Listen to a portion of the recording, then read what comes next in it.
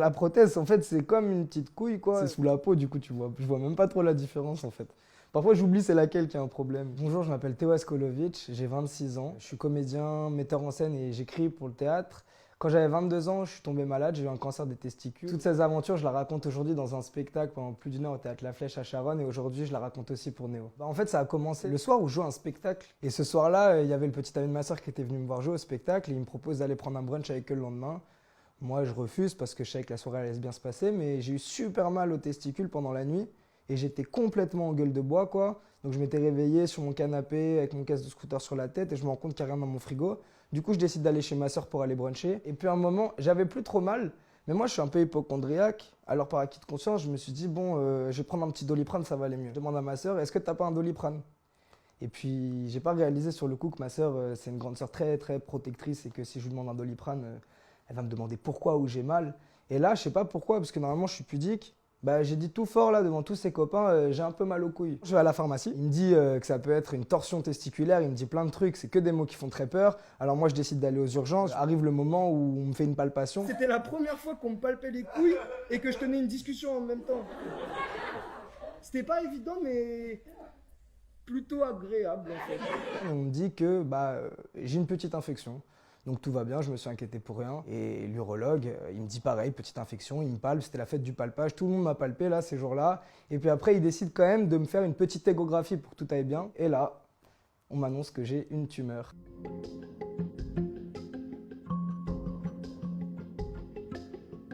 Forcément, quand on apprend qu'on a une maladie à cet endroit-là, en tant que jeune homme, ça atteint un peu toutes les pensées qu'on a sur la masculinité, etc. Les médecins, ils ont été très rassurants à ce niveau-là. Ils m'ont tout de suite dit que ça changerait rien à ma fertilité, rien à ma libido, rien à ma testostérone, que le corps humain il est bien fait, que ça compense et que j'aurais même pas de séquelles physiques. Mais bon, c'est des questions qu'on se posait quand même parce que forcément, même si les médecins ils te disent ça, t'as pas envie de les croire. Tu te dis non, il y a un truc qui change chez moi, mais on apprend à vivre avec et on voit qu'en fait, il n'y a pas de différence. À ce moment-là, on me dit que j'aurais pas besoin de passer par la chimio, que l'opération ça suffit à me guérir. On me dit que j'aurais une prothèse, on m'en propose 3, je prends la plus belle, quoi, celle qui me va le mieux. La prothèse, en fait, c'est comme une petite couille, quoi. Ça veut dire que en fait, tu vois vraiment pas la différence. Je pense que c'est un peu le même mécanisme qu'une prothèse mammaire. Ça doit être un truc avec de l'eau. Enfin, en vrai, je sais même pas. Moi, c'est sous la peau, du coup, tu vois. Je vois même pas trop la différence, en fait.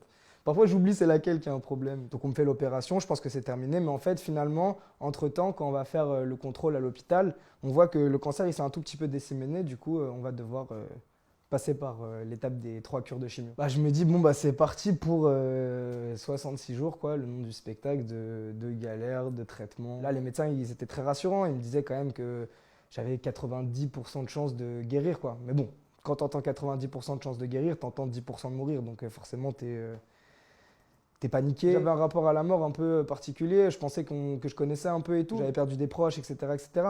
Mais le fait de l'avoir en face de soi et de se dire que c'est toi qui es concerné, c'est vrai que c'était plus pareil.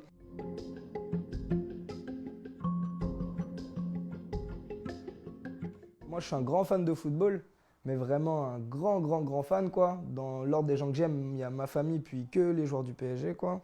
Et à ce moment-là, pendant mon traitement, ça se déroulait en même temps que la Coupe du Monde. Et j'en fais un parallèle dans le spectacle, cette compétition, la maladie. Et moi, j'ai pu voir tous les matchs, quoi, sans aucune exception. Je me faisais des paris dans ma tête. Tant que la France, elle gagne, je guéris. Si la France, elle perd, on perd, c'est pas grave. Je me disais, c'est une étape supplémentaire jusqu'à ma rémission, quoi. Et puis la France, elle a gagné cette Coupe du Monde. Leur victoire, c'était un peu la mienne. Dans 33 jours, je serai guéri et on sera champion du monde. Je sais pas si objectivement ça m'a aidé, parce que je pense que la Coupe du Monde, elle aurait pas été là, ça aurait été autre chose. Mais en tout cas, factuellement, j'étais vraiment investi dans cette Coupe du Monde. Et puis je suis sorti le jour de la finale. C'était un vrai objectif. Ça, mon dernier jour de traitement, c'était le jour où la France a joué sa finale. Alors je devais sortir un peu après. En réalité, tous les jours, je négociais avec le médecin et l'interne pour qu'il me laisse sortir voir le match. Et c'était des négociations très difficiles. J'ai gagné, hein. Je suis sorti le jour de la finale, j'ai vu le match et je suis plus retourné à l'hôpital après.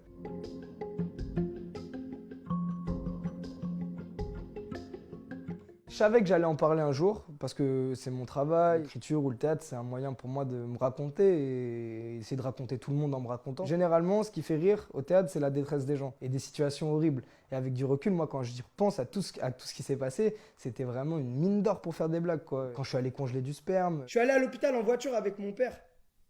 J'ai été super stressé. Lui, en revanche, il trouvait ça assez marrant d'emmener son fils se branler pour congeler du sperme. L'opération où j'étais stressé parce que c'était tôt le matin et je me suis dit, imagine le médecin, il se trompe de couille et tout, il est pas assez réveillé. Donc quand je suis arrivé au bloc, j'ai dit direct au médecin, t'enlèves celle de gauche et tout. Les urgences de l'hôpital avec des gens qui étaient dans des ambiances sombres. Il y avait un mec qui a une gomme coincée dans l'oreille à côté de moi, il y a un autre mec qui faisait le bruit là, de Matthew McConaughey en lâchant des petits vomis à la place de faire la chanson. Quand tu le vis, c'est terrible, mais quand t'as du recul, c'est juste trop drôle.